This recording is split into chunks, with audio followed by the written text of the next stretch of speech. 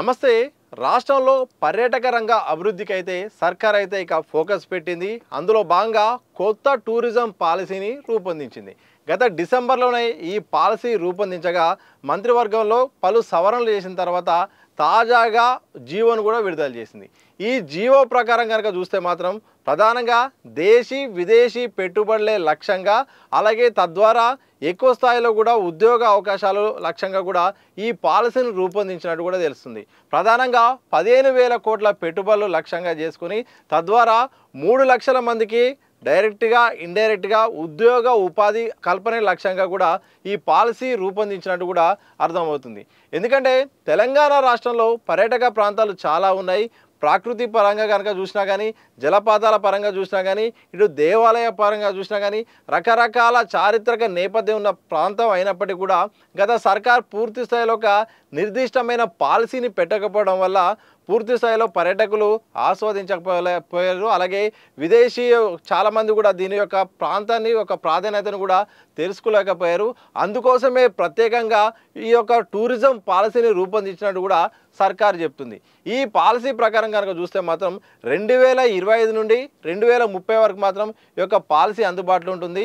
దీని ప్రకారం అయితే ఎవరైతే ఏ సంస్థలైతే ఈ యొక్క టూరిజం సంబంధించిన ప్రాజెక్టుల మీద పెట్టుబడులు పెట్టే వారికైతే ప్రత్యేకమైన ప్రోత్సాహాలు ఇస్తాము, దాంతోపాటు సబ్సిడీలు కూడా ఇస్తామని కూడా ప్రకటించింది. ప్రధానంగా ఎవరైతే అంటే టూరిజం సంబంధించిన ప్రాజెక్టులు నిర్మించే వారికి, ఏర్పాటు చేసే వారికి ప్రభుత్వ ప్రకారం మాత్రం ప్రభుత్వ భూముల్ని కూడా ఆ యొక్క ప్రాజెక్టు పరిమాణాన్ని బట్టి కూడా తప్పకుండా లీజులు కూడా ఇస్తామని చెప్పింది. భారీ ప్రాజెక్టులు అయితే 60 సంవత్సరాల పాటు, మధ్య ప్రాజెక్టులు అయితే 30 సంవత్సరాల పాటు, అలాగే చిన్న ప్రాజెక్టులు అయితే మాత్రం 15 సంవత్సరాల పాటు లీజు కూడా ఇవ్వబోతున్నట్టు తెలుస్తుంది. తద్వారా ఈ యొక్క పాలసీ ద్వారా పూర్తి స్థాయిలో అమలు చేయడం ద్వారా రాష్ట్ర ఆదాయంలో జీడిపిలో 10% ఆదాయం ఉండేలాగా కూడా ప్రయత్నం చేస్తుంది. ఇక విదేశీయుల విషయంలో కానీ ఇతర రాష్ట్రంలో ఉన్న వారికి అయితే మాత్రం ఈ టూరిజం ప్రాంతాల పట్ల పూర్తి స్థాయిలో అవగాహన ఉండడానికి, అకామిడేషన్ సంబంధించిన వివరాలు తెలపడానికి పూర్తి స్థాయిలో మాత్రం ఒక పోర్టల్ను ఏర్పాటు చేయబోతున్నారు. తద్వారా ఒక సైట్లో అంటే వన్ స్టాపర్ ఆల్ అన్నట్టుగా ఒకే వేదిక ద్వారా రాష్ట్రంలోని వివిధ రకాల పర్యాటక సంబంధించిన అన్ని వివరాలు కూడా అక్కడ పొందుపరిచేలాగా కూడా ఉండబోతున్నట్టు కూడా ఈ జీవో తెలుస్తోంది. ఇక పీపీపీ అంటే పబ్లిక్ అలాగే ప్రైవేటు పార్ట్నర్షిప్ ఉండేలాగా కూడా చాలా ప్రాజెక్టులు కూడా నిర్మించడానికి కూడా సర్కార్ అయితే సిద్ధమవుతుంది. ప్రధానంగా ఈ ఓఆర్ దగ్గర కూడా, ఎగ్జిట్ దగ్గర కూడా పెద్ద ఒక మాల్ను కూడా ఏర్పాటు చేయడానికి కూడా సిద్ధమవుతుంది. ఎక్కువ ప్రైవేటు సంస్థలను ప్రోత్సహించేలాగా, తద్వారా టూరిజం పట్ల కూడా పూర్తి స్థాయిలో అవగాహన ఉండేలాగా, తద్వారా రాష్ట్రంలో పర్యాటక రంగం ఎక్కువగా ఆదాయం కూడా వచ్చే రకంగా కూడా ప్రయత్నం చేస్తాం. అంటే ఆకట్టుకునేలా అలాగే ఆదాయం వచ్చేలాగా కూడా టూరిజం పాలసీ అయితే సిద్ధమైంది. ఇక దేశంలోనే టాప్ 5లో తెలంగాణ ఉండేలాగా కూడా సర్కార్ అయితే సిద్ధంగా అన్ని రకాల ఏర్పాటు చేసుకుంది. ఆ లక్ష్యంతోనే టూరిజం పాలసీని అయితే ఏర్పాటు చేసింది. ఇక ప్రాంతాల విషయానికి వస్తే మాత్రం తెలంగాణ రాష్ట్రంలో ఇటు ప్రకృతి పరంగా చాలా ప్రాంతాలు ఉన్నాయి, చారిత్రక నేపథ్యం ఉన్న ప్రాంతాలు ఉన్నాయి, దేవాలయాల ప్రాంతాలు ఉన్నాయి, జలపాతాల ప్రాంతాలు ఉన్నాయి. ఇలా ఒక్కొక్క ప్రాంతంలో ఒక్కొక్క విధానాలు, సాంప్రదాయాలు కూడా చాలా ఆకట్టుకునేలాగా ఉన్న నేపథ్యంలో వాటిని గుర్తించే పనిలో ప్రభుత్వం పడింది. ప్రస్తుతం మాత్రం 27 ప్రాంతాలను అయితే గుర్తించారు. అందులో ప్రధానంగా 9 ప్రాంతాల్లో శరవేగంగా అభివృద్ధి పనులు అయితే చేస్తున్నారు. మనకు తెలుసు. ఇక హైదరాబాద్ విషయానికి వస్తే మాత్రం హైదరాబాద్ కానీ తెలంగాణ విషయానికి వచ్చిన మాత్రం చారిత్రక నేపథ్యం ఉన్న ప్రాంతం. ప్రధానంగా హైదరాబాద్ విషయానికి వస్తే మాత్రం 2500 సంవత్సరాల నుండి కూడా ఇక్కడ చారిత్రక ఆనవాళ్ళు కూడా ఉన్నాయి, అద్భుతమైన కట్టడాలు ఉన్నాయి, నిజాం కట్టడాలు ఉన్నాయి, అప్పటి పాత గుళ్ళు కూడా ఉన్నాయి. 400 ఏళ్ళు 500 ఏళ్ళ నాటి గుళ్ళు కూడా ఇంకా హైదరాబాద్లో ఉన్నాయి. ఇక రాష్ట్ర విషయానికి వస్తే మాత్రం రాష్ట్రంలో కూడా ఇప్పుడు కాకతీయ రాజులు పరిపాలించిన వరంగల్ దగ్గర ఆ యొక్క ప్రాంతాల్లో కూడా అద్భుతమైన పర్యాటక ప్రాంతాలు ఉన్నాయి. దాంతోపాటు ఇటు వికారాబాద్ విషయానికి వచ్చినా కానీ, ఇటు కాళేశ్వరం ప్రాంతాల విషయానికి వచ్చినా మాత్రం చాలా పర్యాటక ప్రాంతాలు ఉన్నాయి, జలపాతాలు ఉన్నాయి. వాటికి సంబంధించిన పూర్తి వివరాలు ఇస్తూనే ఆ యొక్క ప్రాంతాల్లో అభివృద్ధి చేయడం ద్వారా పర్యాటకులను ఆకర్షించే అవకాశం ఉంటుంది.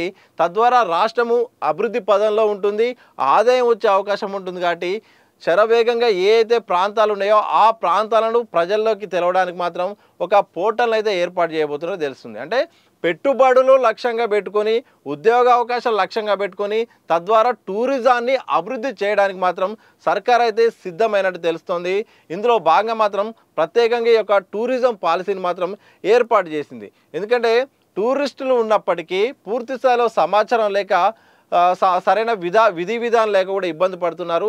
ఇలాంటి సమస్యను బయటపడడానికి తద్వారా ఆదాయం వచ్చేలాగా చేసుకోవడానికి మరిన్ని అవకాశాలు కూడా వచ్చే రకంగా కూడా ప్రయత్నాలు చేసే క్రమంలో ఈ యొక్క టూరిజం పాలసీని మాత్రం రూపొందించారు.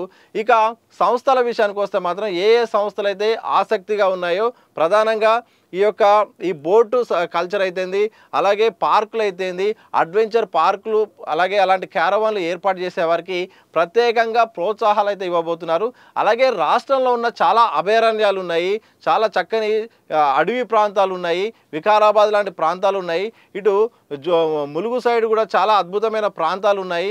అక్కడ అలాగే దాంతోపాటు చాలా అంటే ఇటు గుళ్ళు, అలాగే ప్రత్యేక ప్రాంతాలు, జలపాతాలు, అద్భుతమైన అడవి నేపథ్యం అన్ని రకాలుగా ఉన్న ప్రాంతాలను విదేశీయులకు దేశీయులకు తెలిసేలాగా కూడా పూర్తి స్థాయిలో ఇన్ఫర్మేషన్ ఇచ్చేలాగా కూడా ఈ సైట్ అందుబాటులో ఉండడం ద్వారా అన్నీ వాళ్ళు ఒక దగ్గర బుక్ చేసుకుంటే అన్ని ప్రాంతాలు తిరిగేలాగా రవాణా సౌకర్యాలు, అలాగే వసతి సౌకర్యాలు, భోజన సౌకర్యాలు కూడా అన్నీ వాళ్ళకు అవైలబిలిటీలో ఉండే రకంగా కూడా సైట్ కూడా అభివృద్ధి చేయబోతున్నారట. అలా మొత్తానికి తెలంగాణ రాష్ట్రంలో ఉన్న ప్రాంతాల గురించి అలాగే పర్యాటకాన్ని అభివృద్ధి చేయడానికి మాత్రం రాష్ట్ర ప్రభుత్వం సీరియస్గా ఫోకస్ పెట్టిన నేపథ్యంలో కొత్త టూరిజం పాలసీని అయితే ఏర్పాటు చేశారు. ప్రధానంగా 15,000 కోట్ల పెట్టుబడుల లక్ష్యంగా టార్గెట్ పెట్టుకున్నారు. 3 లక్షల ఉపాధి అవకాశాల లక్ష్యంగా ఈ యొక్క పాలసీని మాత్రం రూపొందించారు. మరి చూడాలి మరి శరవేగంగా అభివృద్ధి చేయాలని పర్యాటక ప్రాంతాలను కూడా పెట్టుకున్నారు. మరి ఇది ఎంతవరకు ముందుకెళ్తుంది, పెట్టుబడుల విషయంలో రాయితీలు కూడా ఎలా కల్పిస్తారు, ఆ కల్పించే క్రమంలో కూడా వెబ్సైట్లో పూర్తి సమాచారం ఇస్తారా, మరి రక్షణ పరంగా కూడా చాలా సమస్యలు ఉన్నాయి.